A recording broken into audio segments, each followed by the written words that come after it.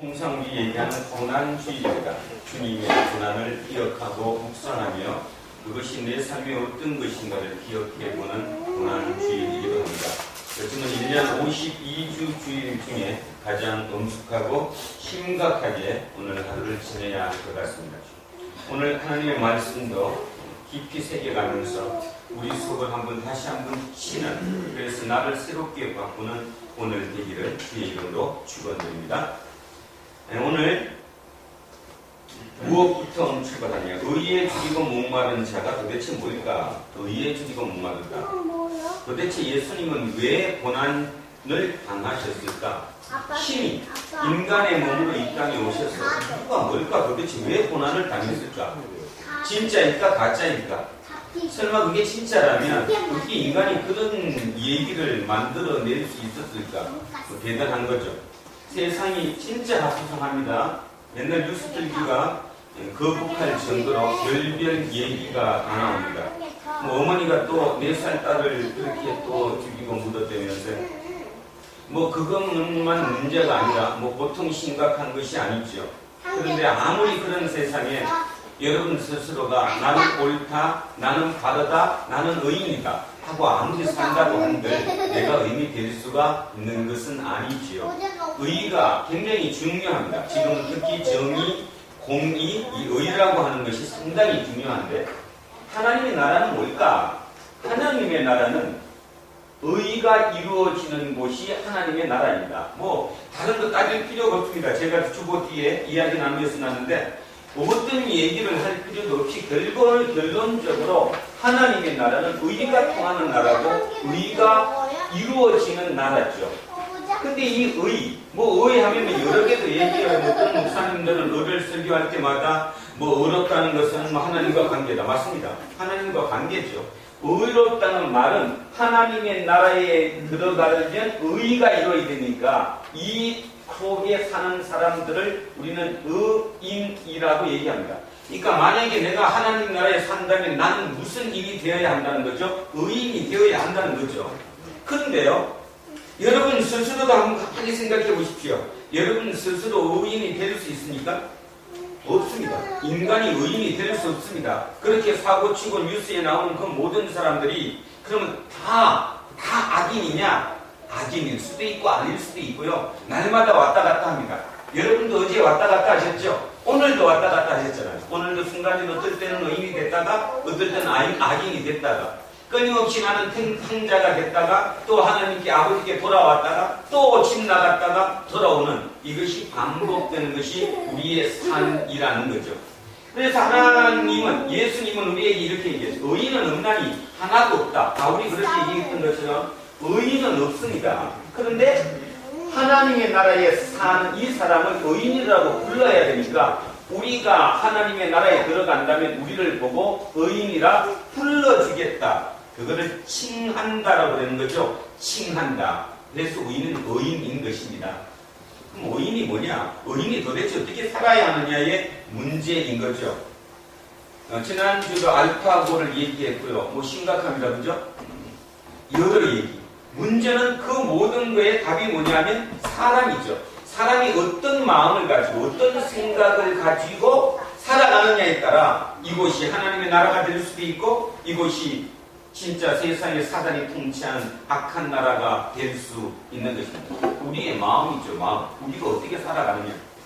레위기 25장에 보면 레위기 25장에 희년에 대한 이년법이 나옵니다. 제가 이 희년을 한문으로 써놨는데 이 희자가 이게 희자입니다. 희자. 복된 해라는 거죠. 복된 해. 저는 성경을 더 깊이 묵상하고 성경을 공부를 하고 더 알아갈수록 진짜 하나님을 느낀다. 왜냐하면 신명기가 언제 쓰여졌을까요?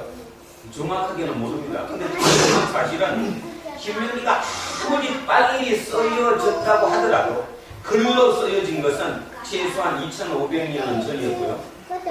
그것이 구전으로 글이 있기 전에 구전으로 들어왔다면 아무리 안 됐더라도 지금부터 3500년은 넘었습니다. 3500년 전의 인간과 지금 우리는 완전 것도 아니죠. 그때 사람들이 우리같이 사고하지도 못했고요. 과학적으로 증명이 되잖아요. 뇌의 용량이 지금 우리를 따라가지 못합니다. 다시 지금 컴퓨터를 비교하자면 우리는 이미 지금 뭐지? 윈도우 10? 윈도우 10? 뭐 XP가 이미 끝나고 윈도우 10이 가는 그런데 그들은 겨우 도스 정도 될까요? 상상이 안 될 정도의 시대였습니다. 그 시대에 어떻게 이런 법을 만들었을까? 이게 누가 아니고는 못 만듭니까? 하나님이 아니고는 못 만들죠. 자, 레위기 25장에 희년에 대해서 나오는데 희년에 대해서 한번 살펴보겠습니다. 일주일을 두죠. 6일을 일하고 마지막 날 7일째를 안식합니다. 그래서 우리는 그걸 뭐라고 해요? 안식일이라고 얘기하죠. 해로도 따져서 6년을 일하고 7년째를 안식년이라고 합니다. 그래서 안식년에는 물론 사람도 쉬어야 되겠지만 사람보다 열심히 일했던 것, 땅을 쉬게 하는 거죠. 땅을 쉬게 하는 것. 여러분, 안식일이 뭡니까? 안식일은요, 약자들을 위해서 생긴 것입니다. 예를 들면, 예를 하나를 빗대보면, 만약에 오늘 어떤 가게 주인이 자기는 예수 믿어서 못 받아야 되니까 본인은 11시 예배에 참석을 하고 가게는 누구한테 맡겨요? 종업원한테 맡겨서 야 너는 이 가게 봐라. 그것 때문에 안식일이 생깁니다. 하나님이 강제적으로 안식일을 쉬라고 했던 것은 쉴 수 있는 주인 때문에 안식일을 만든 게 아니고요. 쉬지 못하는 종업원 때문에 안식일을 만든 겁니다. 개나 소나 너가 부리고 있는 모든 짐승까지도 그날 하루는 쉬게 해라. 지금 어떻습니까? 안식일을 지킵니까? 이 시간에도 주인은 떵떵거리면서 교회에 나와서 씻는 모양으로 하고 이번 아주 멋있게 그죠? 웃음을 띄어가면서 하나님을 찬송하고 있겠지만 그 종업원은 지금도 그 속에서 감히 웃는 웃지 못하고 일합니다.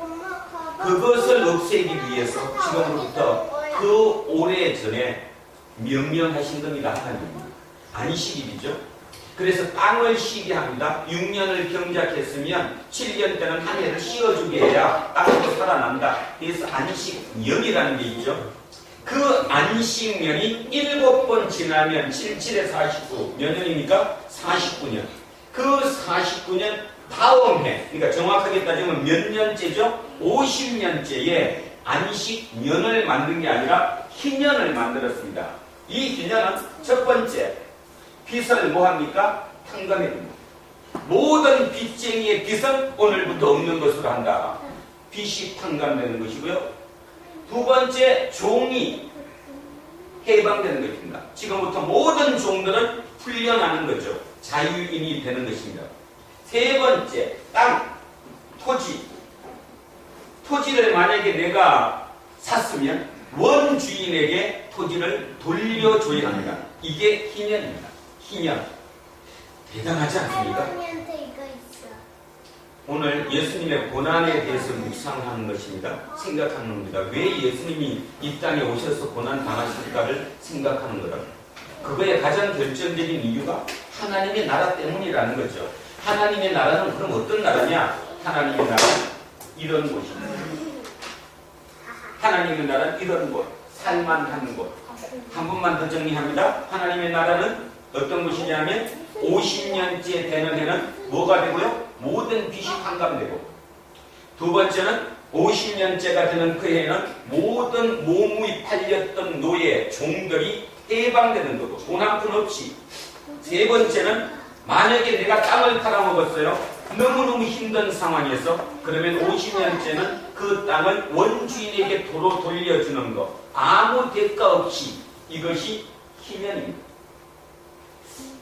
여러분 어떻게 생각하십니까? 지금 대한민국에 만약에 50년마다 희년을 선포한다면 어떨 것 같습니까?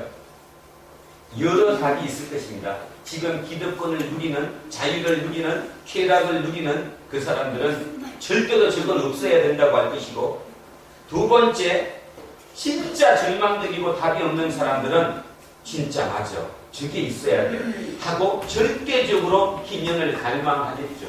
이게 성경에 제시된 희년입니다. 희년. 대단하지 않습니까? 그 시절에 어떻게 인간의 머리로 저런 생각을 가졌을까요? 그죠? 그래서 저는 진짜 하나님을 믿습니다. 공부를 하면 할수록 하나님은 진짜이십니다. 아닐 수가 없어요. 공자 정도의 얘기가 아니죠. 맹자, 노자의 얘기 정도가 아닙니다. 저 얘기가. 그보다 더 훨씬 오래전에 어떻게 저런 글을 여기다가 써놨냐고. 어떻게 저런 법을 만들었느냐고.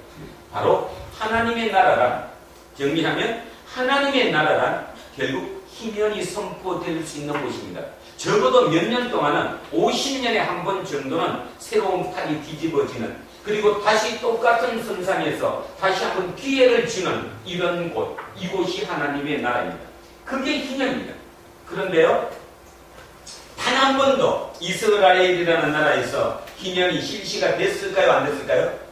안 됐습니다. 학자들의 연구를 따져보면 한 번도 이스라엘에서 실제로 희년이 제대로 이루어진 적은 없었다는 것입니다. 그러니까 하나님은 어떻게 했을까요? 답답하셨겠지. 자기가 만들어놓은 그 법을 갖고 그 하나님의 백성이라고 부르는 그 선민 이스라엘인들이 하질 않으니까. 그래서 이사야 61장에서 다시 한번 뭐합니까? 예언하십니다. 자, 이사야서 한번 가보겠습니다. 몇 쪽인가 하면요. 자, 구약성서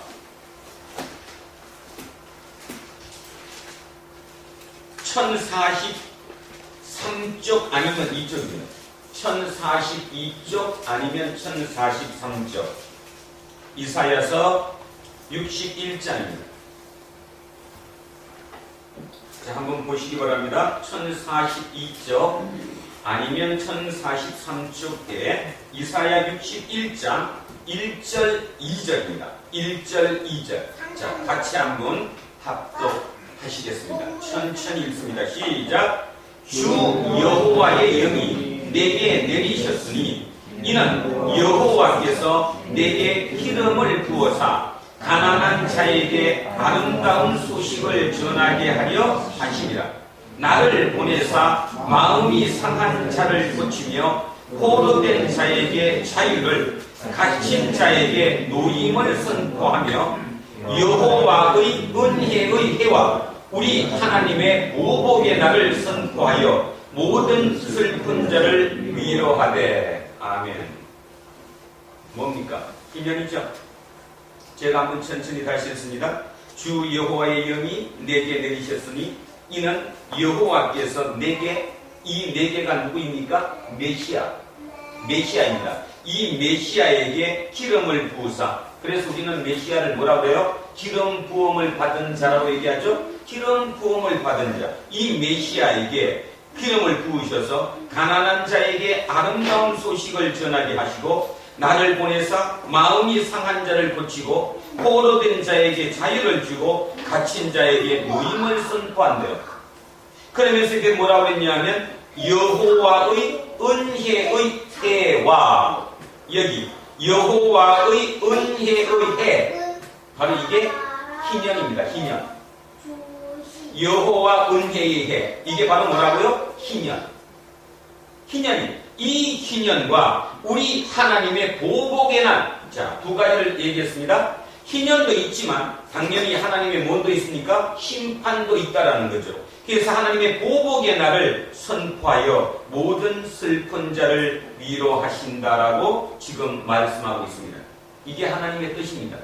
여기까지 다시 정리하면 하나님께서는 이 땅에 우리를 이 땅에 보내시고 이 땅에 하나님의 나라를 만드시기 원하셨습니다. 그래서 만든 법이 뭐냐 하면 희년법이었습니다. 적어도 50년에 한 번만큼은 새롭게 한 번 시작할 수 있는 기회를 줘라. 이것이 하나님의 나라다. 근데 이루어지지 않았죠. 그래서 이사야의 예언자를 통해서 지금 61장에 보시듯이 다시 한번 예언의 말씀으로 선포하셨습니다. 누가 이 땅에 오시면, 메시아가 오시면, 그리스도가 이 땅에 오시면 그 그리스도가 결국 희년을 이루어 줄 것이다. 이 얘기를 하신 것입니다.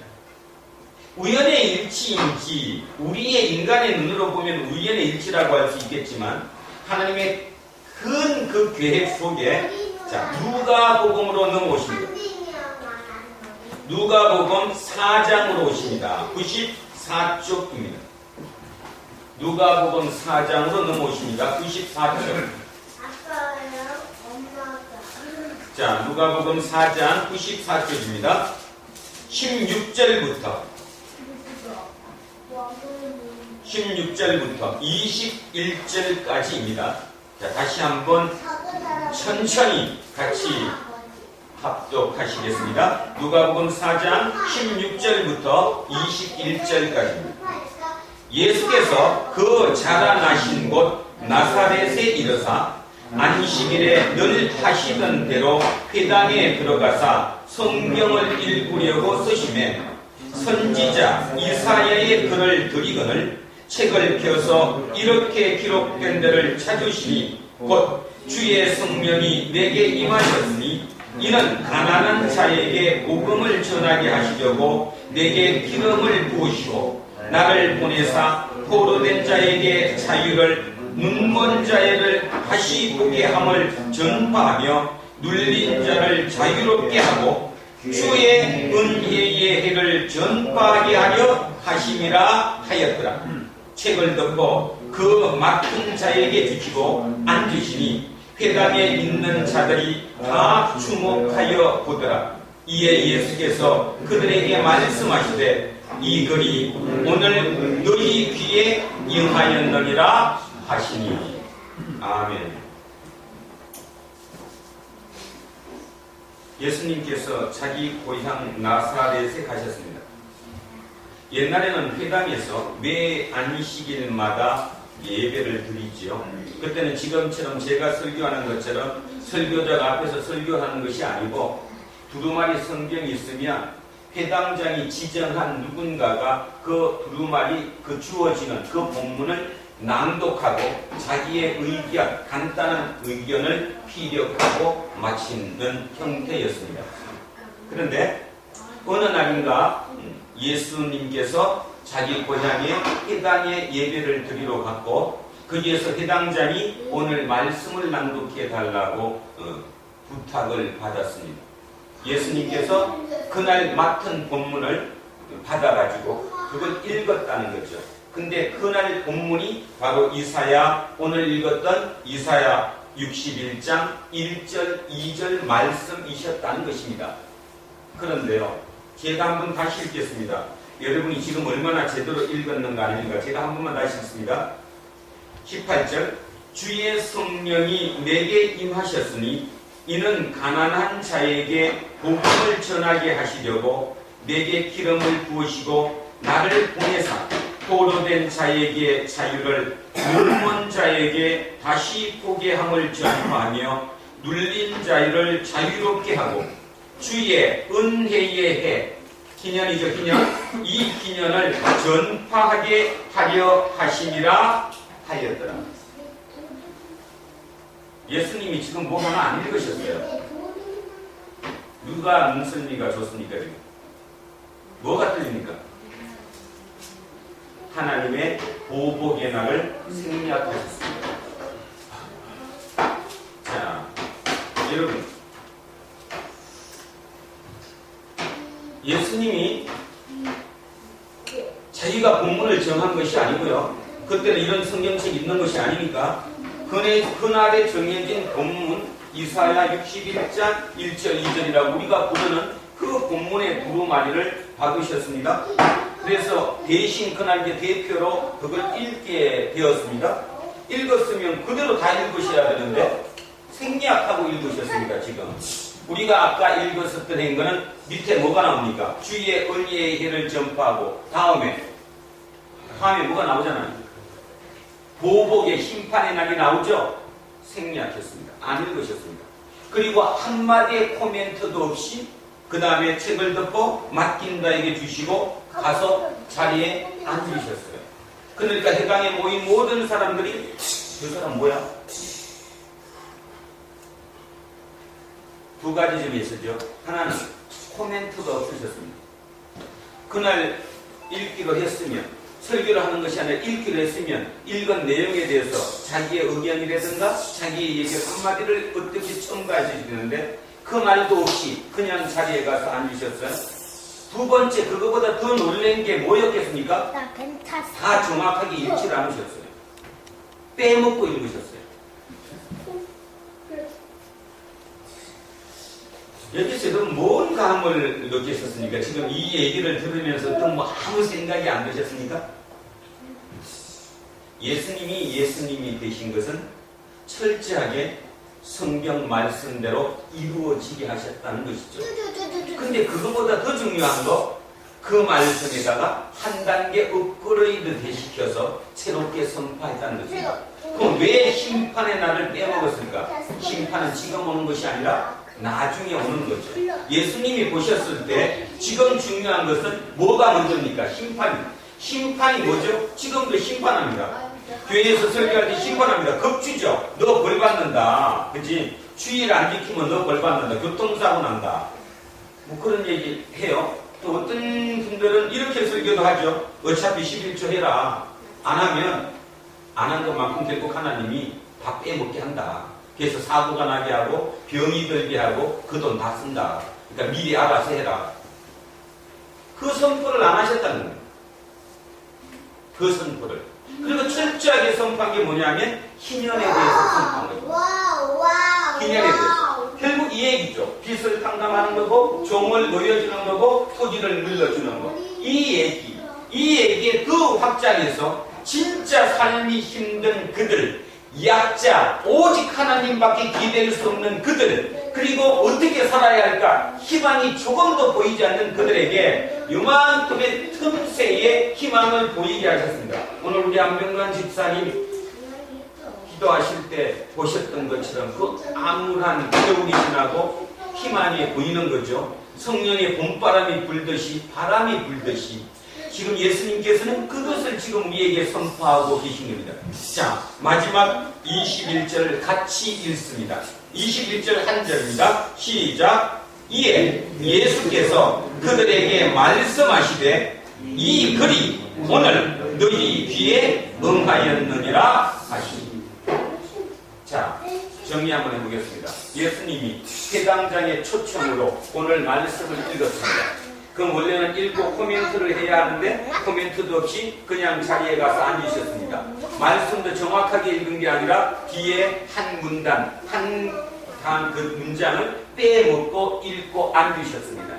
그래서 사람들이 주목해서 쳐다봅니다. 아니 저 사람 뭐야? 어떻게 저래? 이렇게 있는데 주님이 마지막 코멘트를 어떻게 하셨냐면 이 글이 오늘 너희 귀에 응하였느니라 라고 코멘트 하셨습니다. 지금 무슨 말씀이신지 감이 안 잡히시죠? 그때 청중으로 돌아가면 그 회당에 모인 사람들 입장에서는 이 사람이 지금 미친 거예요.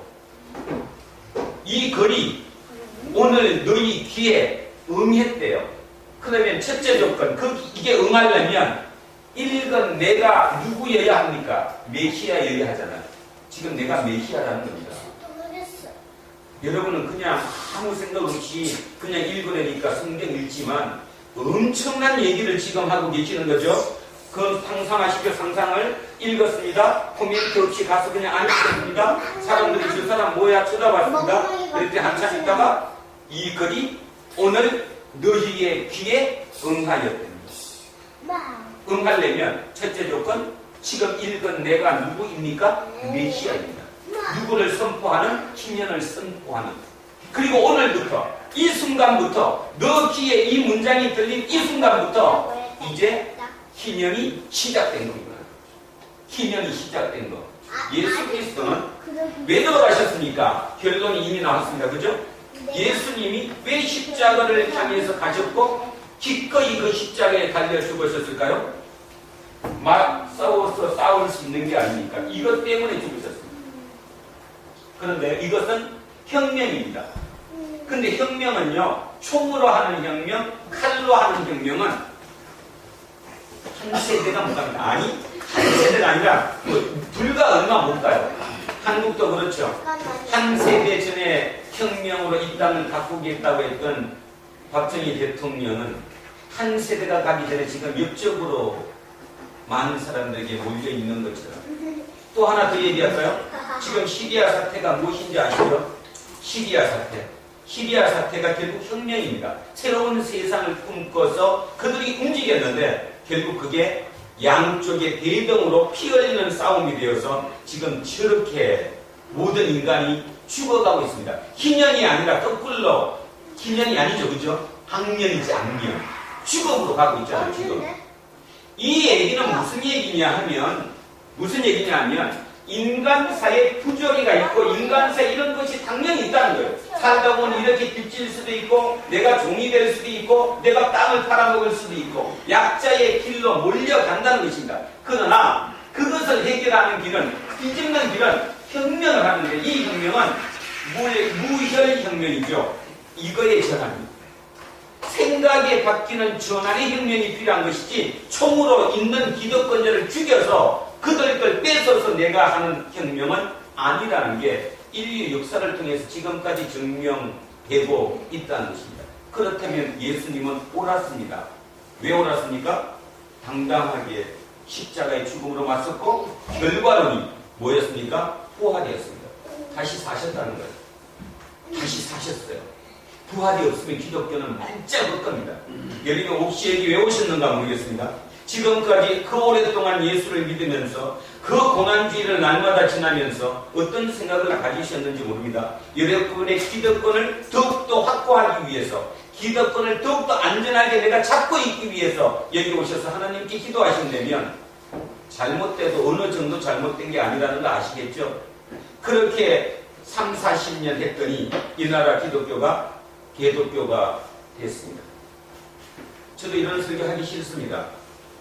저도 인간이니까 순간순간 불현듯 나도 오늘 희망을 주고 간혹가다 살짝 협박도 좀 하고 심판의 얘기도 하고 그래서 교인들을 끌어모아서 이 지하를 벗어나면 교인 200명만 되면 그래도 남한테 그래도 내가 폼 잡고 이병선 목사가 말이야 교인이 부흥하고 있다고 소리할 수 있을지도 모르는데 그 길을 벗어나서 간다는 거 참 쉽지 않습니다. 매주마다 쉽지 않습니다. 여러분이 쉽게 보시겠지만 어떨 때 눈물 날 정도로 쉽지 않아요. 나는 왜 이 모양 요 꼴인가? 내가 진짜 목사가 맞는가? 항상 회의합니다.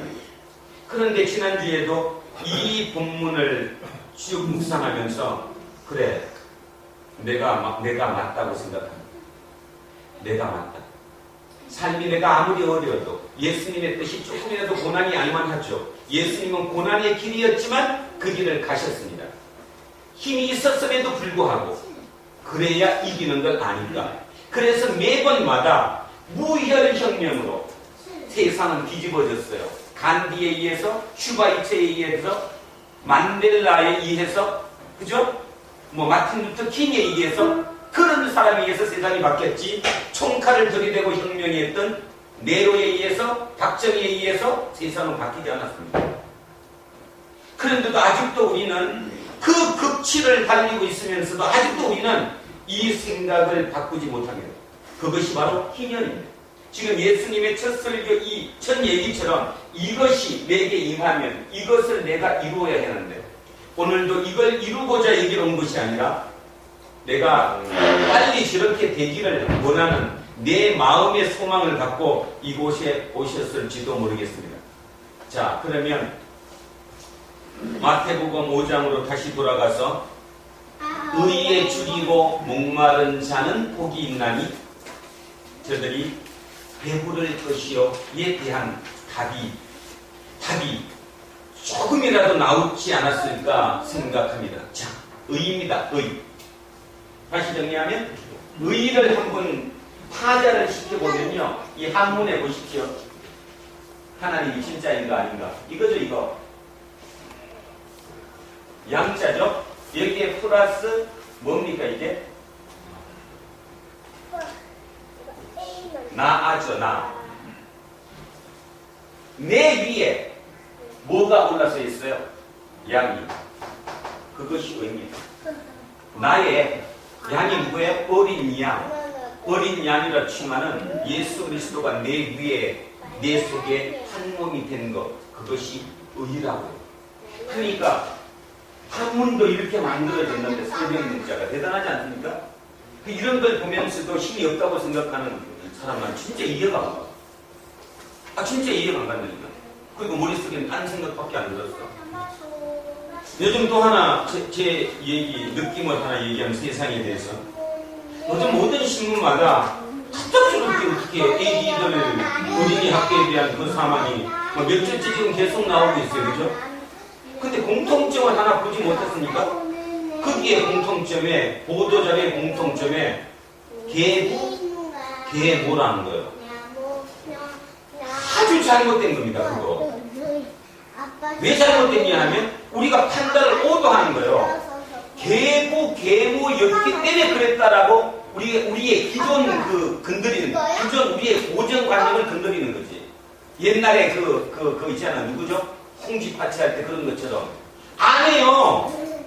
진짜 건드려야 될 게 뭐냐 하면 그 젊은 부모들의 공통점 다 미쳐 있다는 것입니다. 오락에 미쳤고요. 게임에 중독돼 있고요. 공통점. 그러니까 언론 기사가 잘못됐어요. 거기다가 그 얘기를 부각했어야 되는데 계모를 부각하니까 보통 사람들은 나하고 관계없다라고 생각해요. 아닙니다. 게임 중독이에요.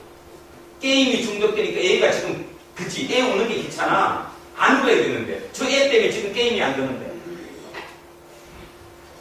우리는 지금 진짜 너무나 심각한 시대를 살아간다는 거죠. 결국 다시 얘기하면 지금의 사단은 우리의 이걸 노린 거거든. 이 생각 이거를 장악하신 것이지 다른 게 아무것도 없다는 거예요. 결국 예수님의 희년도 어디에서 온다는 겁니까? 우리의 생각에서 온다는 거예요. 이걸 바꾸면 온다는 거예요. 그걸 보고 무슨 남이라고 합니까? 거듭남이라고 합니다. 그것이 바로 구원입니다. 구원은 내가 이거를 이루어야 될 마음속에 자세를 가지면 그것이 구원입니다. 그러면 왜 그게 구원입니까? 이 지구별에 살 때는 이게 필요하지만 이 땅을 떠나서 진정 하나님과 이미 이루어진 하나님에 들어가면 모두가 이렇게 되니까 이게 필요가 없죠. 의가 필요한 것은 여기지 저기가 아닙니다. 깊이 이번 주 한 주 생각해 보십시오. 진짜 의가 필요한 것이 이 땅인가 저곳인가. 근데 우리는 착각합니다. 여기서 불의하게 살아도 조금 그냥 불의하게 살아도 하나님이니까 다 봐주시겠지. 그래서 절로 가면 돼. 세상에 그런 게 어디 있어요? 그런 게. 정중이한테도 그런 거 물으면 그거 옳지 않다고 할 겁니다. 근데 우린 지금 그렇게 살아요. 여기서 지거지하게 불의하면서 죽어서 저기 가겠다고. 의가 필요한 것은 이 땅입니다. 예수님께서 얘기한 게 그 얘기고 희년도 결국 의를 얘기하고 있는 겁니다. 이게 안 되면 이게 안 된다는 거예요. 그래서 의의 줄이다. 목마르다가 뭐냐? 거기서 줄이다 목마르다가요. 단어 한번 해보겠습니다. 저는 이제 헬라어를 제대로 잘 모르니까 대충만 하니까 여러분도 해봤자 모를 거 아니에요. 그냥 제가 요 얘기를 어디에 있는 거다 에 대해서만 한번 말씀드립니다. 줄이다는 줄이다라는 단어는 예수님께서 40일 광야에서 금식을 하시고 사단에게 시험받을 때 내가 줄이다 라고 표현한 그 단어와 일치하는 단어입니다. 그렇다면 저 줄임이 어느 건지 감 잡히시겠습니까? 특히 오늘 잘 들어야 될 분들 많습니다. 우리 주변에 보면 이렇게 생각하는 사람 많습니다. 요 정도만 내가 어렵게 살면 누가 감히 나에게 나는 지금 어렵게 산다라고 생각하는 사람들이 참으로 많습니다. 요 정도만 되면 지금 여기서 의에 줄인 것은 그 정도가 아니라요. 생명입니다. 생명. 40일을 금식하신 주님께서 줄였어요. 그 줄이는 그 단어와 오늘 의에 줄이고 할 때 이 줄이라는 단어가 같은 단어입니다. 그렇다면 조금의 줄이다, 목마르다, 필요하다 그 정도가 아니라 간절함이죠. 어쩌면 안 되면 죽는 것입니다. 그게 못 먹으면 죽는 거라니까요. 의를 못 먹으면 죽어요. 충족이 안 되면. 그 줄임입니다. 자, 마지막. 목마르다는 뭘까? 목마르다는 어디에서 나오느냐 하면 오늘 읽었던 본문 중에 아까 예수님이 십자가에서 돌아가셨잖아요. 그때 십자가에서 달리셔가지고 목마르다. 피가 다 빠지고 물이 빠지고 온 몸에 있는 모든 게 다 빠지고 난 뒤에 돌아가시기 운명하시기 전에 목마르다라고 했던 그 단어와 같은 단어를 쓰고 있습니다. 이 목마르다. 그러면 감 잡히십니까? 진짜 잡히십니까? 줄이고 목마르면요 그냥 간단하게 뭐 조금 남한테 조금 더 하기 위한 뭐 조금 그 정도가 아니라 내 생명이 못 먹으면 나는 죽는 거. 그것이 줄임입니다. 그러면 그 줄이는 사람에게 그 목마른 사람에게 바로 그걸 줘야 돼 안 줘야 돼요? 줘야지 사니까. 근데 우리는 어디에 줄였다고 나왔냐 하면 지금 의에 줄였다는 거예요. 그 말의 의미는 과연 내가 이거에 그 정도로 줄이고 있냐는 겁니다. 아니지요.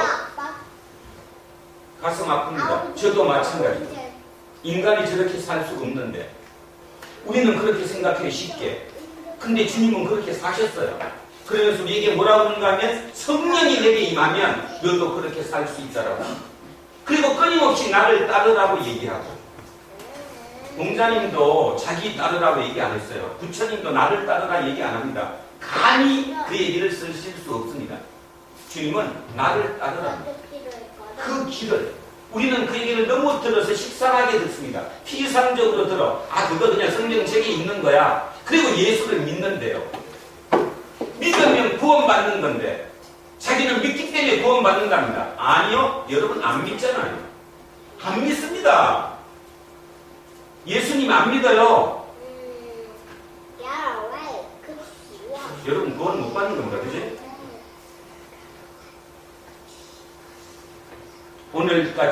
오늘도 이런 얘기를 안 한다면 누가 하겠어요? 그죠? 조금 더 깊이 나를 돌아보면 나는 구원받지 않으면 안 될 사람이거든요. 의에 목마르고 죽일 정도가 아니라 나는 죽거든요. 그냥. 그러니까 의에 대해서 진짜 죽이고 목말라야 됩니다. 그래야 배부를 그래요. 배부렀다는 뜻은 뭡니까? 이제 살았다는 거지. 살았다는 겁니다. 배부르다는 것은 살았다는 거예요. 누구 때문에? 예수 그리스도 때문에. 결국 의에 이 양이 나 위에 이 양이 들어와야 된다니까. 그래야 내가 사는 것이 되니까요. 그게 선포되고 나면 나는 배부르다. 이 배부른 건 단순하게 배가 부르다 아 좋다 정도가 아니라 내가 이제 살았구나. 산 것입니다. 산 것. 그것이 바로 의에 줄이고 목마른 자라는 것이지요. 예수님의 고난, 왜 고난 당하셨을까? 오늘 전체 한번 이렇게 쭉 훑어보면 하나님이 이 땅에 하나님의 나라를 만드시고 싶어 하십니다. 그래서 주님의 기도에도 그렇게 말씀하셨습니다. 하늘에서 이루어진 것 같이 땅에서도 이루어지게 해달라고. 우리 보고 그 기도를 부탁하셨어요. 그래서 우리의 기도는 이 땅에도 하나님의 나라가 이루어지게 하는 것. 그것이 우리의 몫이고 우리의 기도입니다. 그러면 이 땅에 이루어고자 하는 하나님 나라는 어떤 것이냐? 희면이 이루어지는 나라입니다. 희면이 이루어지는 나라. 희면이 이루어지는 나라. 어느 목사님이 요즘 그렇게 설교하십니다. 헬조선, 금수저, 은수저 핑계다. 그 얘기 하지 말고 대담하게 나가라. 저는 그 말도 옳다고는 생각하지만 이미 우리 사회가 무시하고 갈 수 있는 사회는 아니라고 생각합니다. 일자리가 없어요. 살 방법이 없고요. 그리고 모든 게요 편한 데 노출돼 있어요. 약자일수록 게임 돼요. 왜? 피해야 됩니다. 그래서 거기다 중독이 돼. 그래서 가진 자들은 공격해요. 저놈. 이제 지가 무능해갖고 저렇게 된 거. 모두가 병들었습니다. 모두가. 아이부터 어른까지 모두가 병들었다는 거죠. 그렇다면 기회는 뭡니까? 다시 한번 희년이 선포돼야죠. 이런 선포로 다시 한번 새롭게 출발하는 어떤 계기가 마련돼야죠. 우리 보고 오늘 주님은 그렇게 말씀하십니다. 내가 왜 십자가에 죽었는지 아냐? 나는 희년을 실현하기 위해서 이 땅에 왔다. 근데 실현되지 않더라. 결국 희년의 실현은 육체적, 물리적 어떤 총에 의해서 이루어지진 않는다. 너네들의 마음 속에서 희년이 이루어져야만이 이 땅에 희년이 이루어진다. 아시겠죠? 지난 한 주간도 여러분 삶 속에 또 여러분의 그 작업 삶의 현장에서 내가 조금만 뭐 하면 남에게 당하니까 날마다 내가 선포하는 게 아니라 나는 희년을 선포한 사람에게 혜택을 받아야 하는 사람이라고 날마다 내 주인을 탓하고 왜 너 희년인데 나 안 보내주냐고 원통해 하였는지도 모르겠습니다. 그들은 또 그들 나름대로의 이유가 있습니다. 그들은 왜 너네들 열심히 안 해갖고 나를 나쁜 사람 만들어? 주인은 그렇게 우리에게 얘기할지도 모릅니다. 결국 너와 나의 싸움에서 끝없는 평행선이 대두되는 거죠.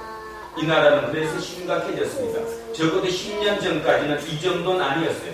그렇죠? 10년 전에 이 정도는 아니었습니다. 뭐 아꼈다는 얘기는 했지만 그래도 10년 전에는 사람들이 얼굴이 그래도 희망이 좀 있었고 뭔가 한번 해보자고 있었어요. 10년 만에 지금은 부모와 자식이 일자리를 놓고 싸우는 시대가 됐습니다. 그저 60만 넘으면 멀쩡한 사진을 갖고 있는데도 퇴직시킵니다. 100살까지 살아야 되는데 일자리는 없고 어느 누구도 다시 한번 말씀드립니다. 어느 누구도 자기의 노력으로 끝까지 갈 수 있지 않습니다. 진짜 금수저 빼놓고 문제는 그 금수저가 천국에 가기가 어렵다는 거죠. 못 간다는 얘기를 하는 게 아니라 가기가 어렵다는 것입니다. 마음이 그렇게 된다는 거죠. 교회는 뭐냐? 교회는 결국 뭘까? 우리가 오늘 여기 왜 모였을까? 그래도 이곳에서만큼이라도 희년은 선포되어야 하고 희년이 뭐에 대해서도 우리가 자각해야 되고 내 마음 찔림이 있어야 되고 오늘 주님이 십자가 달려서 고통당했던 것처럼 내 속에 내 스스로에 대해서 고통을 당할 수 있어야 되는 것, 그것이 저는 예수전이라고 믿습니다. 그들이 진정한 평화를 누릴 것이고 그들 때문에 이 땅이 하늘나라가 될 것이고 이 땅에 그렇게 의에 죽이고 목말랐던 그 자들은 죽어서 저 땅에 갔을 때는 진짜 하나님의 상급 정도가 아니라 그냥 평안한 진짜 의로운 하나님 나라에서 같이 살 수 있을 것이라고 믿습니다. 특별히 우리 젊은 친구들 마음속에 기억하신 거랍니다. 앞으로 세상을 어떻게 살아야 할 것인가에 대한 그 답을 우리 어른들이 살아온 그 방법의 모방이 아니고 새로운 삶의 기준으로 살아나가야 된다는 것. 일단 마음부터 짓지 않기를 우리 모든 마음속에 희년이 선포될 수 있기를 주의 이름으로 축원드립니다. 기도하겠습니다. 하나님, 오늘은 1년 52주 중에 특별히 주님의 고난을 묵상하며 그 고난에 참여하기 위해 만들어진 주 고난주일입니다. 이 고난주일, 우리는 고난주일을 매번 어떤 형식적인 면으로 예배의 형식으로 그냥 지나갔는지도 모르겠습니다. 오늘 특별히 하나님께서 우리 두란노 공동체에게 특별한 은혜를 부어주셔서 하나님의 말씀을 통해 그 고난의 의미가 무엇인지를 똑바로 알게 해주셔서 참으로 감사합니다. 물론 아무리 감사할지라도 내가 그렇게 살기까지는 많은 시간이 요하기도 합니다. 주님을 믿는다는 것, 그 믿는다는 게 입술로 나는 믿습니다 하고 말한다고 되는 것이 아님도 오늘 깨닫게 해주셔서 참으로 감사합니다. 오직 성령의 능력으로만 우리는 그렇게 될 수 있음도 알았습니다. 내가 믿겠다고 고백하는 이 순간 하나님의 영, 성령께서 우리 속에 임하시고 그 임하신 성령의 통치를 받으면 우리는 그렇게 살 수 있습니다. 이렇게 날마다 탕자처럼 돌아왔다 다시 나갔다 돌아오는 그 일이 반복될지라도 결국 우리를 통해 이 땅에 조그마한 희망이 발견될 수 있다는 것을 잊지 않는, 그래서 절망하고 좌절하지 않는 새로운 마음속에 희년을 날마다 선포하고 살아가는 우리 두란노 공동체 모든 식구들 되게 하옵소서. 그래서 그 결과가 머지않는 시간 내에 우리 눈으로 목도할 수 있도록 주님 은총 베풀어 주시옵소서. 감사드리며 거룩하신 예수 그리스도 이름으로 기도드립니다. 아멘.